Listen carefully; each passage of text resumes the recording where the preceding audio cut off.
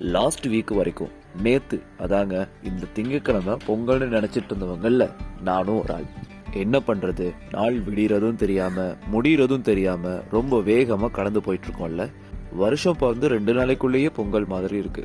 தை பிறந்தா வழி பிறக்கும்னு சொல்லுவாங்க.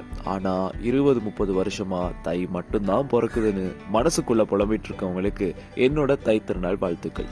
அப்படியே சின்ன ஹாலிடே கேப், வீட்டு சாப்பாடு, நிம்மதியான 4 நாள் தூக்கம்னு குட்டி ரெஸ்ட் தந்த இந்த பொங்கலுக்கு தேங்க்யூ சோ மச். அதே விண்டேஜ் ஃபீல்ட்ல பொங்கல் கொண்டாடுற மைண்ட் செட் உங்களுக்கும் இருக்கும்னா ரொம்ப நல்லா இருக்கும்.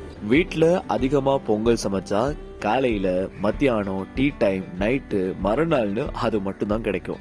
So be careful. அப்படியே நாள் முழுக்க ஸ்டேட்டஸ் போடுறதுல மட்டுமே இருக்காம கொஞ்சம் ஃபேமிலியோட டைம் ஸ்பெண்ட் பண்ணா இன்னும் நல்லா இருக்கும்ல. அப்புறம் தைப்பொங்கலுக்கு மறுநாள் அதாங்க மாட்டு பொங்கல் அன்னைக்கு விஷ் பண்ற அதே கிண்டல் சேட்டைகளை பண்ண ஆரம்பிச்சு இதைய வரிசையா இரிட்டேட் பண்றவங்களையும் ஃபேஸ் பண்ணிட்டு இந்த பொங்கலை இனிய பொங்கலா முடிச்சு வைக்க அந்த ஆண்டவனை வேண்டிக்கிறலாம்.